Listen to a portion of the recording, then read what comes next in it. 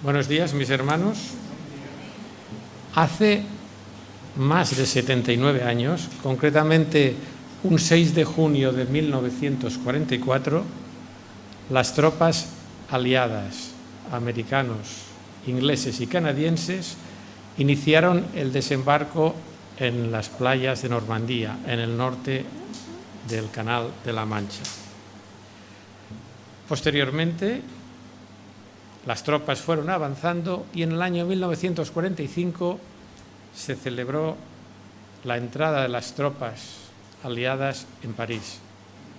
Fue un acto multitudinario. Toda la gente que estaba allí se sentía alegre, se sentía contenta porque se sentía salvada, se sentía liberada de la barbarie del régimen nacionalsocialista alemán que durante muchos años o unos años había sometido al pueblo a la barbarie, al terror y al miedo.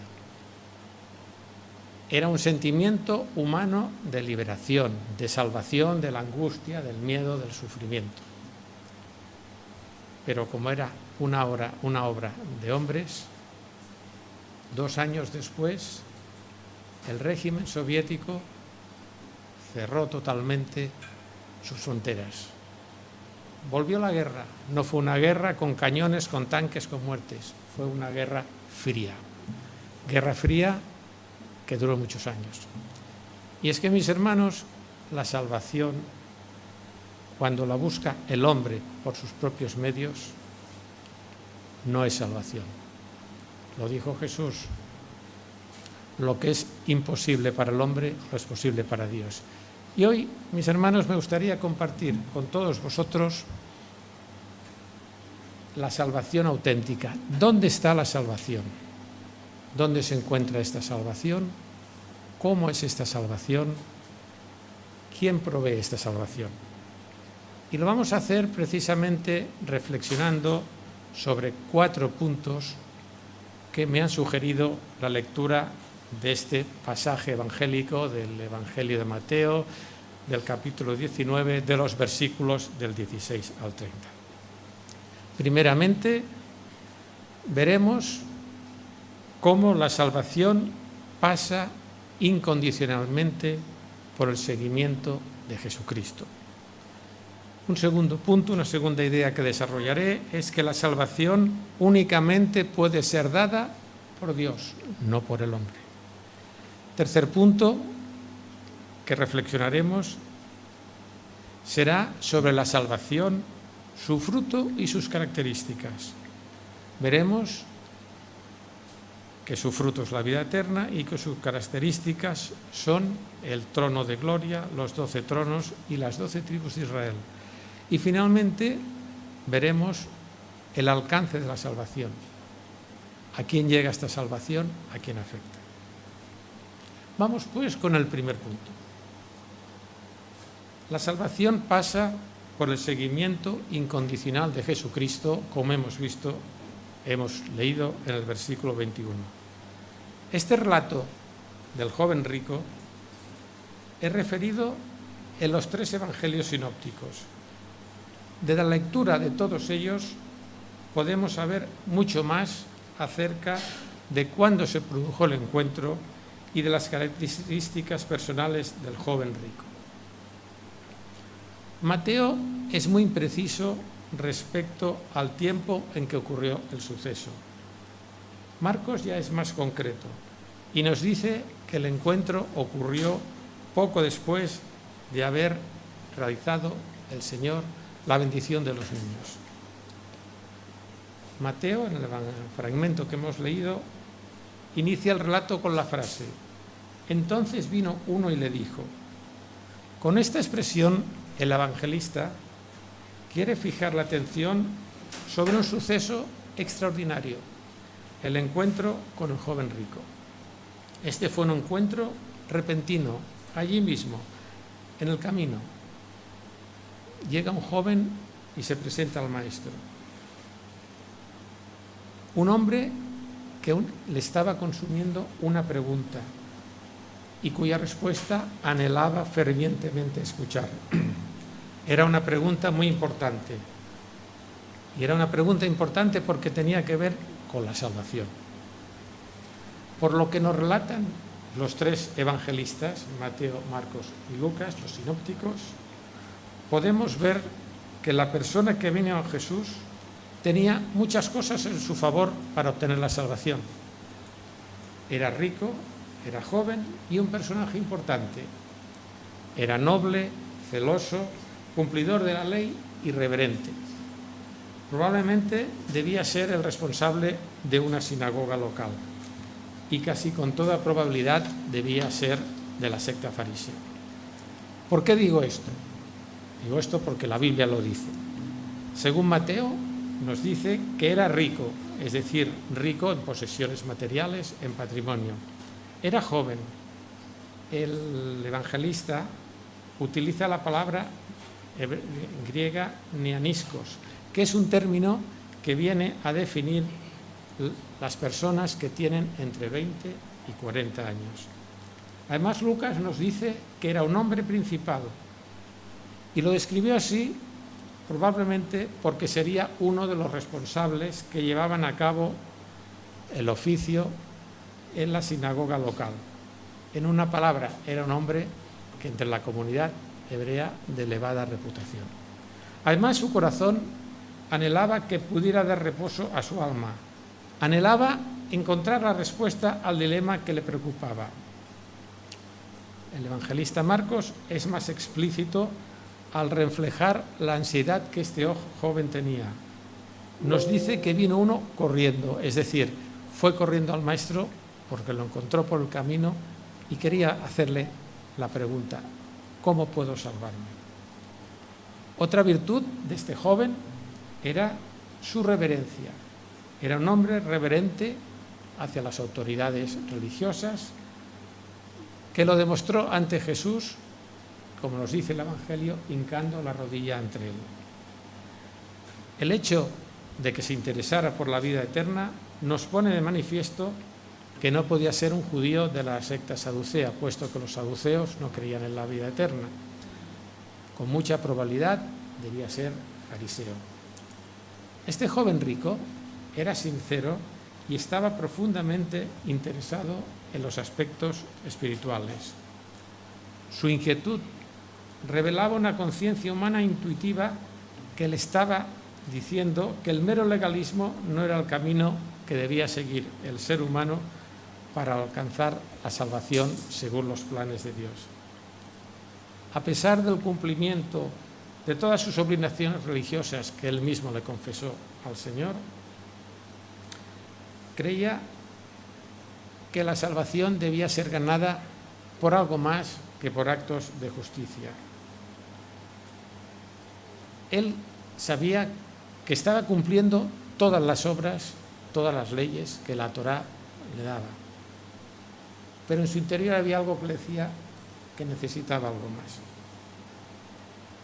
Marcos, en una frase sencilla pero muy bonita, nos dice: Jesús, mirándolo, lo amó. Si nosotros hubiéramos conocido a este joven rico, probablemente lo habríamos apreciado por sus virtudes, puestas de manifiesto en el cumplimiento de la ley, porque en una comunidad como la comunidad hebrea, pues se conocían a las personas importantes que regían las sinagogas. Pero no hubiéramos sido capaces de conocer sus más íntimos y verdaderos sentimientos. Pero Jesús sí. Jesús veía el corazón de este joven y sabía que no estaba bien con Dios. Sus virtudes, las virtudes de este joven, se basaban en la satisfacción por el cumplimiento fiel de la ley y en la confianza en sí mismo y en sus riquezas como garantía de que podía vivir confiado. El joven, no obstante, no veía a Jesús como el Hijo de Dios. El joven veía a Jesús como un maestro de la ley.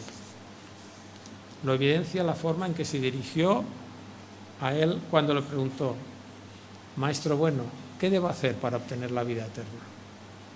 O lo que es lo mismo: Maestro bueno, ¿qué cosas buenas debo hacer para obtener la vida eterna? Sin embargo, en la respuesta dada por Jesús a la pregunta del joven y de lo que debía hacer, Jesús le dice: no hay bueno sino uno, Dios, mas si quieres entrar en la vida eterna, guarda los mandamientos. Debemos analizar muy bien esta frase, muy cuidadosamente, porque hemos de ver que Jesús no estaba diciendo una cosa y estaba diciendo otra. Jesús no estaba negando su divinidad, cosa que el joven, por otra parte, no había apreciado. Lo que estaba diciendo Jesús al joven es: ¿por qué me llamas bueno? Un título que se reserva para Dios cuando tú no me reconoces como tal. Jesús sabía que el joven en su corazón no reconocía a Jesús como el Hijo de Dios, como el Mesías, sino como un maestro de la ley buena. Jesús estaba sondeando al joven para ver por qué razón no estaba satisfecho con la respuesta que le daba el judaísmo a su angustiosa pregunta de cómo obtener la salvación, la vida eterna, cumpliendo los mandamientos de la Torá. Jesús estaba desviando la atención del joven de la situación de cumplir únicamente los mandamientos de las leyes judías para obtener la vida eterna, y lo estaba llevando a la necesidad de la bondad divina revelada en los 10 mandamientos como el único camino para entrar en el reino y conseguir así la vida eterna. Lo estaba llevando Jesús al joven a que le preguntara: ¿qué mandamientos debo cumplir? ¿Cuáles? La respuesta de Jesús se centró en la segunda tabla del diálogo, concretamente: no matarás, no adulterarás, no hurtarás, no darás falso testimonio, honrarás a tu padre y a tu madre y amarás al prójimo como a ti mismo. El joven insiste en que siempre había cumplido estos mandamientos, pero aún así el joven tiene una carencia en su vida, ve que algo no está bien. Por eso le dice al Señor: todo esto lo he guardado desde mi juventud, ¿qué más me falta, maestro? Sorprendentemente, Jesús no pone en entredicho sus afirmaciones. Jesús tampoco quiere condenar a este joven por exceso de confianza en las riquezas, porque Jesús ve que en el corazón de este chico, de este joven, hay un sentimiento de insuficiencia en el cumplimiento de la ley como camino para la salvación.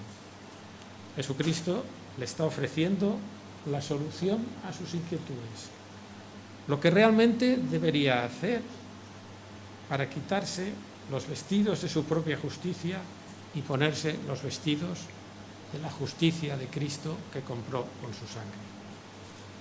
Por eso Jesús le dio una orden, un mandato, que en realidad equivalía a decir: no codiciarás. Jesús le dijo: si quieres ser perfecto, anda, vende lo que tienes y dalo a los pobres y tendrás tesoro en el reino, y ven y sígueme. El joven, ¿qué tenía que hacer? Tenía que hacer 2 cosas: desprenderse de todo lo que poseía, dándoselo a los pobres, y seguir incondicionalmente a Jesucristo. Mateo nos dice que oyendo el joven estas palabras se fue triste porque tenía muchas posesiones. Y nos acordamos de las palabras de advertencia que el apóstol Pablo escribió a Timoteo en la primera carta a Timoteo, cuando le dijo: pero los que quieren enriquecerse caen en tentación y lazo y en muchas codicias necias y dañosas que hunden a los hombres en destrucción y perdición, porque raíz de todos los males es el amor al dinero, el cual, codiciando algunos, se extraviaron de la fe y fueron atormentados con muchos dolores. En estos versículos, Pablo está repitiendo lo que Jesús dijo en el Sermón del Monte: no os hagáis tesoros en la tierra donde la polilla y el moho destruyen y donde ladrones entran y hurtan, sino haceos tesoros en el reino del cielo, donde ni la polilla ni el moho destruyen y donde los ladrones ni entran ni hurtan, porque donde está vuestro tesoro, allí también estará vuestro corazón. Ninguno puede servir a dos señores, porque odiará al uno y amará al otro, o estimará al uno y menospreciará al otro. No podéis servir a Dios y a las riquezas. Pero entonces nos surge una pregunta. ¿Por qué enriqueció Dios a Abraham? ¿Por qué no les ordenó Jesús a Zaqueo, a Nicodemo, a José de Arimatea, que vendieran todo lo que tenían y dieran el dinero a los pobres? ¿No tenía Pedro un negocio de pesca? ¿No tenía Job muchas riquezas y Dios se las restituyó tras mostrar dónde se encontraba el corazón de Job?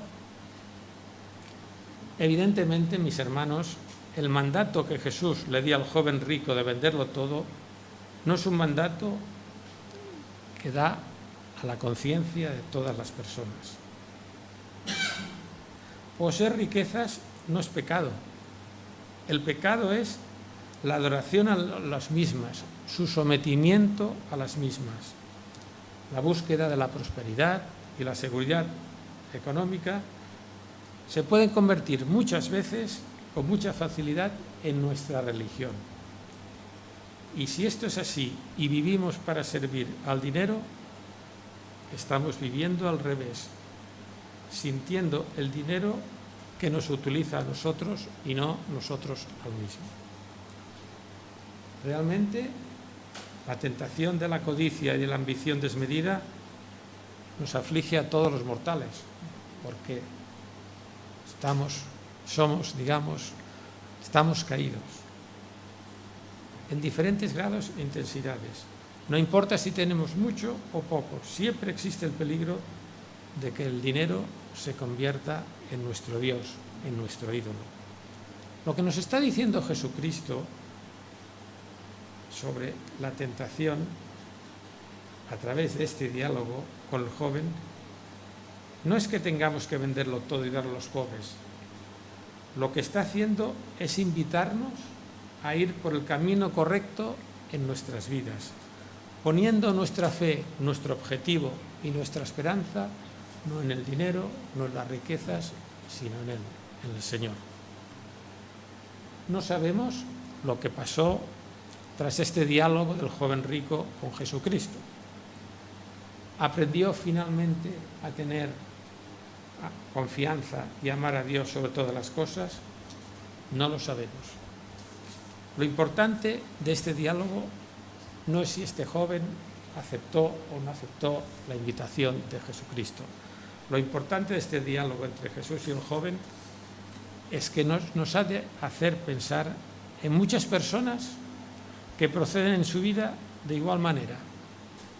Conocen la necesidad de la salvación, buscan el modo de obtenerla, llegan a conocer la forma de recibirla y finalmente y tristemente la rechazan, pues tienen posesiones e intereses que no quieren dejar. Vicios ocultos, ídolos, intereses materiales, ambiciones de poder, etcétera, etcétera. Mis hermanos, prestemos mucha atención a ello y no caigamos nosotros en lo mismo.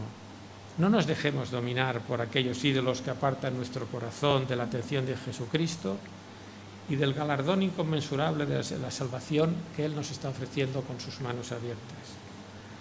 Hagamos que el camino de nuestra existencia siempre sea acompañado por Él.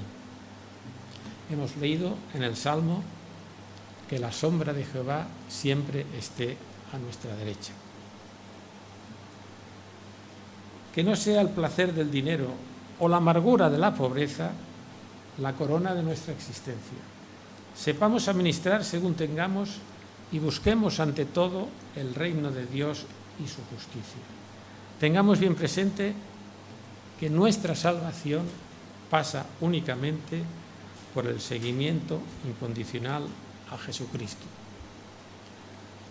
Hay, mis hermanos, y quería compartir unos versículos preciosos en Proverbios, en el capítulo 30, versículos de 8 a 9, que es una oración que yo creo que todos en un momento determinado de nuestras vidas deberíamos hacerlas. Dice así: no me des pobreza ni riquezas, sino susténtame con el pan necesario, no sea que una vez saciado te niegue y diga: ¿quién es Jehová? O que siendo pobre robe y blasfeme contra el nombre de mi Dios. Vamos a pasar al segundo punto de la reflexión. Vamos a ver cómo la salvación únicamente puede ser dada por Dios. Hemos leído en los versículos 23 y 24. Entonces Jesús dijo a sus discípulos: de cierto os digo que difícilmente entrará un rico en el reino de los cielos. Otra vez os digo que es más fácil pasar un camello por el ojo de una aguja que entrar un rico en el reino de los cielos. Tras esta conmovedora retirada del joven rico, Jesús hace hincapié por medio de esta introducción solemne y enfática: de cierto os digo. Jesús entra en la dificultad, a tocar el tema de la dificultad que representan las riquezas para entrar al reino de los cielos. Y lo hace utilizando una comparación: pasar un camello por el ojo de una aguja. Esta comparación ha fomentado mucha discusión en cuanto a su significado. Si yo os dijera que hay 5 o 6 teorías para explicar o para lo que quería decir Jesús, pues me quedo corto. No obstante, la mayoría de los comentaristas teólogos actuales abogan por una interpretación literal. Al hablar de un camello, Jesús quiere decir realmente un camello, el animal más grande de Palestina. Al hablar de una aguja, tiene en mente una apertura diminuta que había en las murallas donde entraba la gente por la noche cuando las puertas estaban cerradas. Por ellas solo podía pasar un camello sin carga en los lomos y de rodillas. Esta es la interpretación llana y sencilla que Jesús quería dar.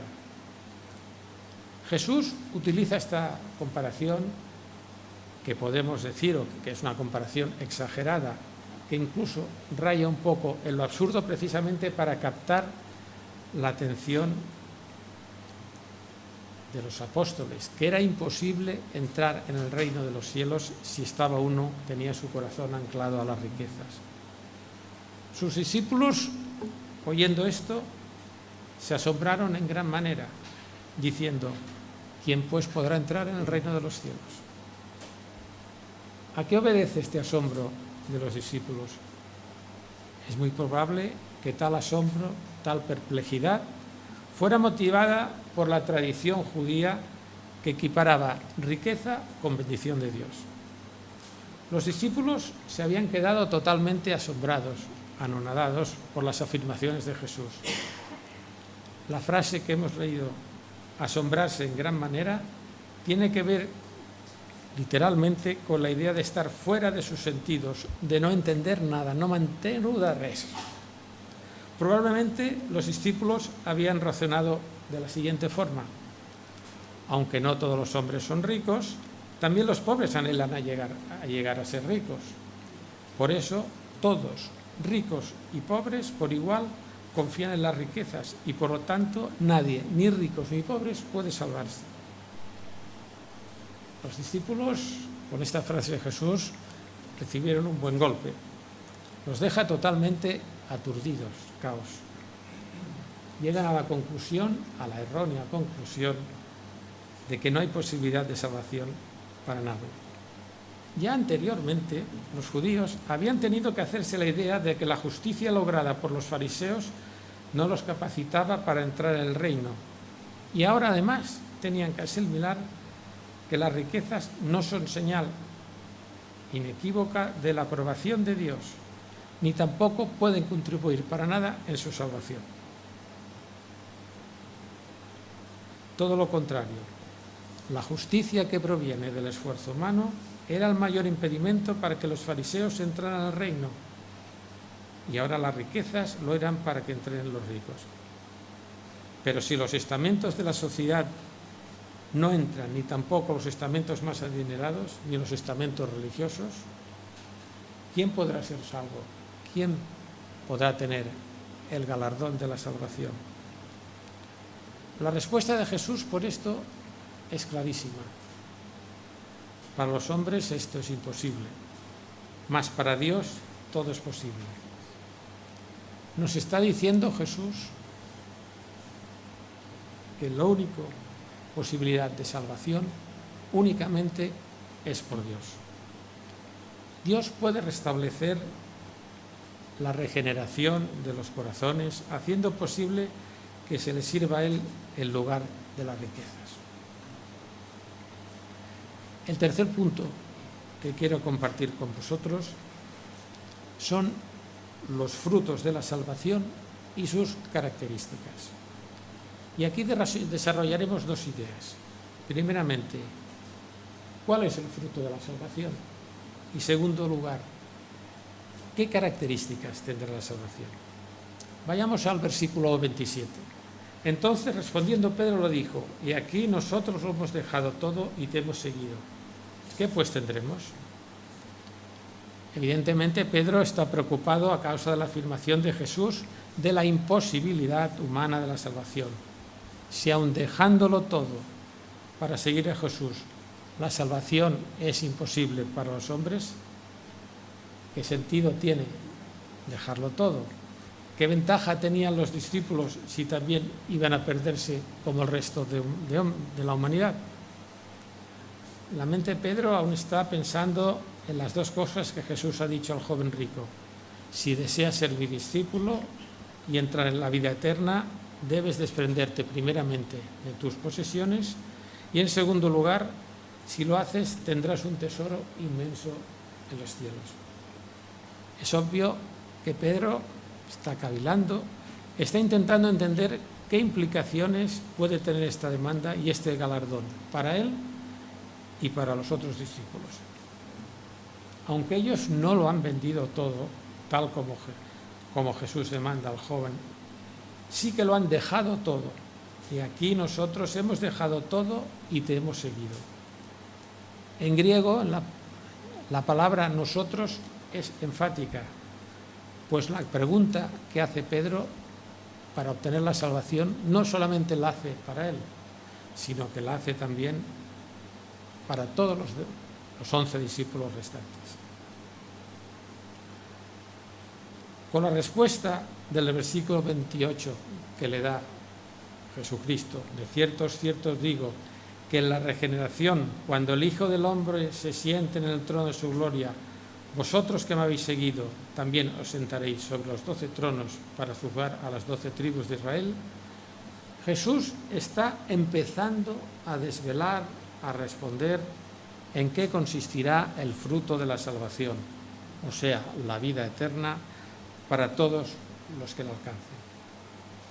En el fin de los tiempos, en el escatón, Cristo profetiza la renovación de todas las cosas, o regeneración o restauración. Este concepto no es nuevo en Jesucristo, ya fue utilizado en el Antiguo Testamento. Isaías nos dice: porque he aquí que yo crearé nuevos cielos y nueva tierra, y de lo primero no habrá memoria, ni vendrá al pensamiento, mas os gozaréis y os alegraréis para siempre las cosas que yo he creado, porque he aquí que yo traigo a Jerusalén alegría y a su pueblo gozo. También es utilizada esta palabra restauración en el Nuevo Testamento, especialmente en el Apocalipsis. Vi un cielo nuevo y una tierra nueva, porque el primer cielo y la primera tierra pasaron y el mar ya no existía más. Mateo es el único evangelista de los 3 sinópticos que hace una descripción mucho más detallada de la realidad futura de la vida eterna, utilizando estas palabras de los 3 evangelios que hacen mención al diálogo de Jesucristo con el joven rico. Mateo es el único que utiliza la palabra regeneración para referirse a las últimas cosas que sucederán, los tiempos de la restauración de todas las cosas, a los tiempos en que veremos un cielo nuevo y una tierra nueva. Será el momento de la resurrección de los muertos, de la realización plena de la gloria venidera, de la liberación de la naturaleza de su vanidad y de la esclavitud del pecado. Finalmente, entonces, mis hermanos, conoceremos la adopción, la redención de nuestro cuerpo, tal como Pablo nos dice en Romanos. Hermanos, estamos viendo que el futuro de la salvación, el fruto, de la salvación es la vida eterna, que se llevará a cabo no en estos cielos y en esta tierra, sino en unos nuevos cielos y una tierra nueva, en un orden del cosmos, un orden cósmico totalmente nuevo, sin contaminación alguna por el pecado, sin sufrimientos, sin pena, sin dolor, sin angustia. Esta vida eterna, mis hermanos, es precisamente el fruto de la salvación. En cuanto a la segunda pregunta que nos hacíamos, ¿qué características tendrá esta vida eterna? Jesucristo también es explícito en esto, nos explica bastante. Nos habla de tres cosas. Nos habla de un trono de gloria, nos habla de los 12 tronos y nos habla de las 12 tribus de Israel. En el versículo 28 nos dice Jesucristo: de cierto, cierto os digo que en la regeneración, cuando el Hijo del Hombre se siente en el trono de su gloria, vosotros que me habéis seguido, también os sentaréis sobre 12 tronos para juzgar a las 12 tribus de Israel. ¿Qué quería decir Jesús con el trono de gloria? Cuando se lleve a cabo esta instauración definitiva del reino de los cielos, será Jesús el que se sentará en su trono de gloria. Pero entonces no nos surge una pregunta: pero si Jesús ya está sentado en su trono de gloria cuando ascendió a los cielos, ¿cómo puede ser que se siente en su trono de gloria?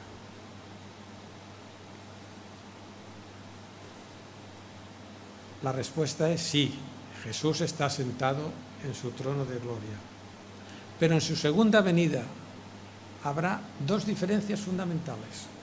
En primer lugar, en aquel momento toda la humanidad lo verá sentado en ese trono a través de los ojos carnales, como Rey del universo, mientras que ahora su presencia como Rey es invisible a los ojos carnales, solamente es visible a través de los ojos de la fe.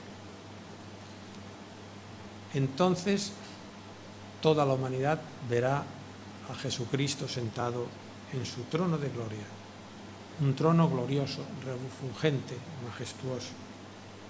Será la manifestación gloriosa de nuestro Dios y Salvador Jesucristo. Hay un hecho paradójico en las dos venidas. La primera vez, ¿cómo vino Jesucristo? ¿No vino en humildad? ¿Nació en un humilde pesebre? Se hizo visible a los hombres en humildad, en un pesebre. En su segunda venida vendrá revestido de gloria, sentado en su trono. La otra diferencia que caracterizará la segunda venida de Jesucristo será que en aquel momento Jesucristo estará sentado en su trono con un nuevo propósito. Se sentará para juzgar. La primera vez Él lo dejó bien claro: no he venido aquí para juzgar, para condenar al mundo. He venido ¿para qué? Para salvarlo. Pero sin embargo, en la segunda venida vendrá como juez para juzgar al mundo. El segundo aspecto de este tema que estoy desarrollando, de esta descripción de lo que será la vida eterna, hace referencia a los 12 tronos. Jesucristo, lo más sorprendente de este versículo 28 que hemos leído, es que Jesucristo quiere comunicar a los 12 el mensaje que ellos querían oír. Ellos decían: bueno, Señor, entonces nadie se va a poder salvar, ni ricos ni pobres. Y Jesús les dice: no, no es así. Aquellos que han estado a mi lado durante todos los días de vuestra humillación, que han estado al lado mío en mi humillación y muerte también, estaréis también a mi lado en los días de mi exaltación en gloria. Los discípulos no debían, pues, desanimarse. Aunque casi todos tendrían que afrontar la muerte del martirio por amor a Jesús, su destino final era el trono de gloria. Ellos, lejos de ser declarados reos en el día del juicio final, serían declarados jueces. El tercer punto, las 12 tribus de Israel. Esta afirmación, sin embargo, nos hace una pregunta. Podría decir, bueno, ¿cómo es posible? Parece que estamos diciendo una aberración teológica. ¿Cómo es posible que los discípulos vayan a juzgar a las 12 tribus de Israel? Cuando en la escatología judía se contemplaba que serían los mismos judíos los que ayudarían al Mesías a juzgar a las naciones. Y ahora viene Jesús y pone las cosas al revés. Las tribus de Israel serán los juzgados. Pero entonces, ¿qué significa exactamente el juicio de las 12 tribus de Israel por parte de los discípulos? Al respecto hay varias explicaciones, todas ellas son muy especulativas y poco sólidas.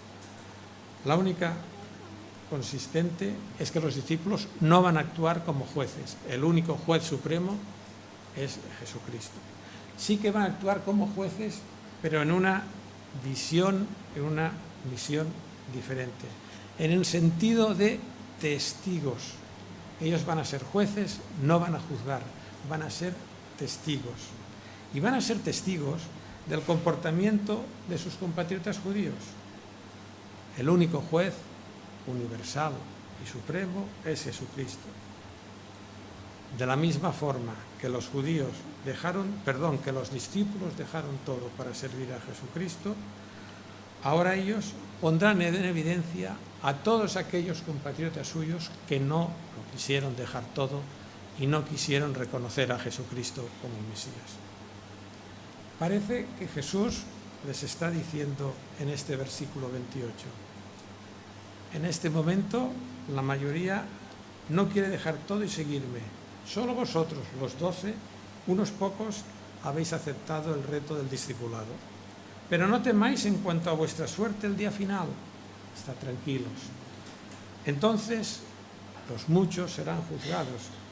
Pero vosotros, si seguís fielmente en pos de mí, participaréis en el juicio como jueces contra aquellos que os desprecian ahora y os persiguen, como testigos de aquellos que os persiguen y os han maltratado. Vuestra fidelidad se alzará en juicio para acusar a aquellos muchos que no quisieron seguirme, pero vosotros seréis vindicados y salvos. Queda bien claro que Jesús, ante el temor de los discípulos, sobre todo expresado por boca de Pedro, su líder, de que no había salvación para ellos, estaba diciendo a los discípulos que ellos tenían garantizado el galardón de la salvación, la vida eterna. El cuarto punto que quiero reflexionar ahora en la predicación de hoy es la salvación y su alcance, porque nos encontramos con una situación. Hasta aquí hemos visto que la palabra de Jesús se limitaba a profetizar la salvación ¿de quién? De los 12 únicamente. Es humano preguntarnos entonces, es muy humano preguntarnos, ¿y qué dijo Jesús respecto al resto de hombres, mujeres, que ponemos o intentamos poner todas nuestras fuerzas en tener nuestras vidas orientadas en Jesucristo y su Evangelio por encima de todo? ¿Recibiremos también nosotros el galardón de la vida eterna? Y siendo aún más críticos en nuestra pregunta, ¿lo estamos gozando ya ahora de una forma imperfecta o tendremos que esperar al juicio final? Y la respuesta Jesús nos la da en los versículos 29 y 30. Y cualquiera que haya dejado casas o hermanos o hermanas o padre o madre o mujer o hijos o tierras por mi nombre, recibirá 100 veces más y heredará la vida eterna. Pero muchos primeros serán postreros y postreros serán primeros. Notemos que en estos versículos están unidos gramaticalmente con el anterior versículo 28, que hacía referencia al galardón únicamente de los discípulos con la conjunción copulativa y. Mateo nos está diciendo que la revelación que ha dado de la salvación garantizada a los discípulos en el versículo 28 no se acaba ahí, sino que continúa también y nos alcanza a todos nosotros, los que hemos entregado nuestras vidas al Señor. En el Evangelio de Marcos, el texto es equivalente lo expresa aún más claramente. Dice que los discípulos recibirán 100 veces más ahora en este tiempo, con persecuciones de por medio, y en el siglo venidero, al final de los tiempos, la vida eterna. No sabemos si Marcos estaba ampliando lo que Mateo había escrito, o si Mateo estaba simplificando lo que Marcos había dicho.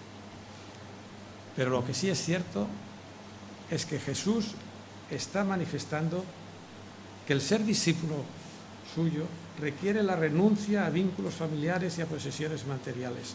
Pero ojo, entendámoslos bien. No quiere decir que nos tengamos que ir al monte a vivir ahí viviendo, comiendo miel y comiendo de lo que cazáramos. No, dejando familia, dejando todo. No está diciendo esto. No nos está diciendo que renunciemos a lo que poseemos y a nuestras familias en un sentido físico, no. Sino que ni bienes ni familia, nos está diciendo Jesús, han de ser obstáculo para que Jesús ocupe un lugar preferente en nuestras vidas, en nuestros corazones. Ni las riquezas ni las familias pueden compartir el señorío de Cristo. Jesucristo ha de ser nuestro Señor. Él, a causa de ser quien es, Jesucristo nos exige la supremacía. Todo lo demás debe ser puesto en segundo lugar a fin de que nuestra vida siga para servir enteramente a Jesucristo. Ahora bien, al renunciar a la supremacía en nuestras vidas de bienes y familia en favor de Jesucristo, en sí, esta renuncia, si solamente hacemos esto, no nos conduce al galardón de la vida eterna. Jesús está hablando. ¿Por qué este abandono? ¿Por qué tenéis que hacer este abandono? Y lo dice bien claro, por causa de mi nombre.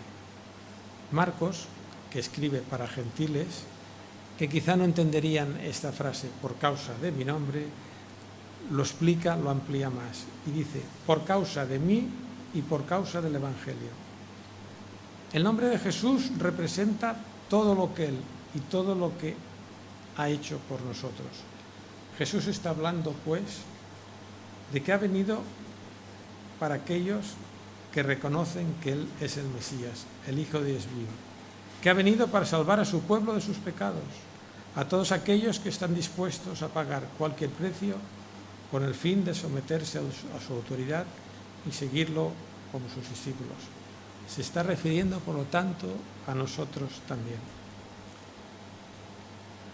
Me ha gustado hoy, cuando hemos oído el testimonio de Alina, que dice que su vida cambió. Su vida cambió en un momento determinado. Y nosotros también tenemos que dar muchas gracias a Dios, porque un día, en algunos casos, sin saber por qué, Dios te envía un ángel, una persona a tu lado, que te hace cambiar la vida totalmente. Te hace descubrir lo que es la salvación, te hace descubrir lo que es la vida eterna y te hace también vivir en este mundo ya de una forma imperfecta la salvación. No nos quitará sufrimientos, no nos quitará dolor, no nos quitará angustia, pero Él está a nuestro lado y nos sostiene.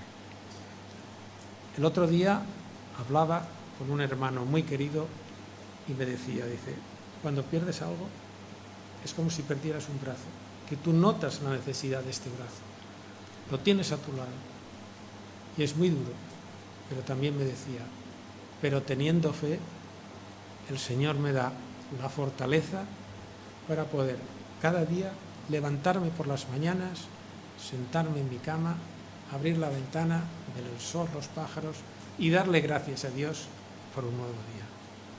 Bonita mensaje, bonito testimonio de lo que es la salvación de Dios en nuestras vidas ya de una forma real. Esta renuncia en el camino a la gloria que conduce al gran galardón que nos aguarda al más allá, el galardón de la vida eterna con todo lo que ello significa, se manifiesta ya ahora en el recibir 100 veces más. Pero ahora finalmente vamos a parar nuestra atención en la última frase.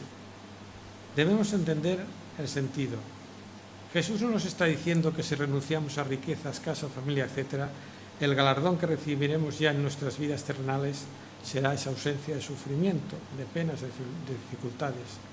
Lo que nos está diciendo es que si tenemos a Jesucristo como centro de nuestra existencia, todas las experiencias dolorosas por las que podamos pasar estarán siempre sostenidas por su mano. Este recibir el 100 por 1 será ya una realidad en esta vida y experimentaremos lo mismo que Pablo lo describió magistralmente en la segunda carta a Timoteo. Pero el Señor estuvo a mi lado y me dio fuerzas para que por mí fuese cumplida la predicación y que todos los gentiles oyesen. Y podemos decir, mis hermanos, el Señor nos da fuerzas, está a nuestro lado, para que por medio de nosotros transmitamos a los demás el mensaje de la buena nueva, de la salvación. Para acabar el mensaje, el versículo 30, que nos ha leído la hermana Sandra, dice: pero muchos primeros serán postreros y postreros serán primeros. Debemos entender que Jesús emplea este dicho aquí como advertencia para aclarar lo que nos ha dicho anteriormente. En principio, priorizar el seguimiento de Jesucristo por encima de todas las cosas es el camino para obtener el galardón de la salvación. Pero hay que tener mucho cuidado en la actitud con la cual llevamos a término este seguir nuestro camino. Se puede hacer todo lo anterior sin haber sido restaurados, sin haber sido regenerados, sin haber nacido de nuevo, sin haber experimentado la obra salvadora de la gracia de Dios y, por tanto, vacíos, carentes totalmente de amor. Y sabemos que si repartiera todas mis posesiones y entregara mi cuerpo para gloriarme y no tuviera amor, de nada me sirve, nos dice Pablo en la 1 Corintios.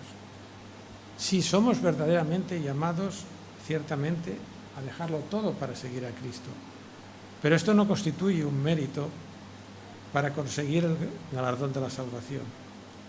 La entrega de nuestras vidas y de todo lo que tenemos a Jesucristo ha de ser fruto de la respuesta gozosa a la gracia que hemos experimentado en nuestros corazones del don de la salvación, un regalo de Dios sin mérito alguno por parte nuestra. Jesús nos está diciendo: ojo con la actitud con la que hacéis la renuncia. Si queréis saber si estáis en el buen camino, debéis mirar no solamente vuestro esfuerzo de lo que lo representa ponerme a mí como único objetivo en vuestra vida. Debéis tener una actitud de confianza infantil, como los niños que confían en sus padres, en mí.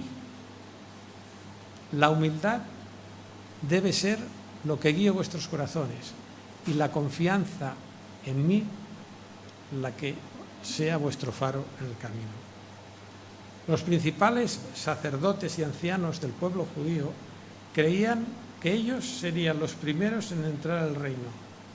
Pero Jesús les dijo, de cierto lo dijo en el Evangelio de Mateo en el capítulo 21, De cierto os digo que los publicanos y las rameras van delante de vosotros en el reino de Dios.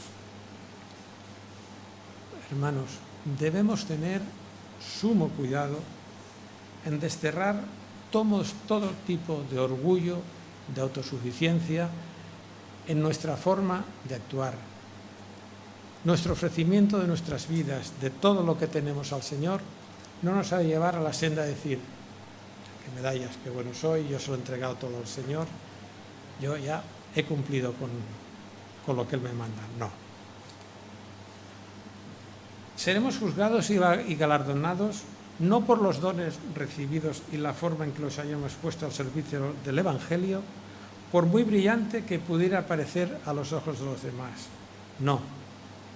Seremos salvos por la fidelidad a Jesucristo en el cumplimiento de dicho servicio. Quien no mira las apariencias externas, sino nuestros corazones. Hermanos, hemos sido todos salvos por gracia. Recuerdo una anécdota de que un joven que quería convertir a otro y le dijo: si quieres convertirte, déjalo todo y sigue a Jesucristo. Y el joven le dijo: es que esto cuesta mucho, no lo podía poder hacer. Había allí un anciano y le puso la mano el hombre al chiquito y le dijo: más te costará no seguir a Jesucristo, te pesará mucho más. Hermanos, nosotros no digamos esta frase, podamos decir con gozo: mi vida te la entrego a ti, Señor, todo lo que tengo, todo lo que soy, mi familia, mis bienes, mis amigos, mis sufrimientos, mis dolores, mi soledad, yo sé, Señor, que tú me sostienes, que tú me acompañas y que a pesar de todo lo que pueda en la vida pasar, el galardón que me espera definitivo es la salvación, la vida eterna. Que Dios os bendiga.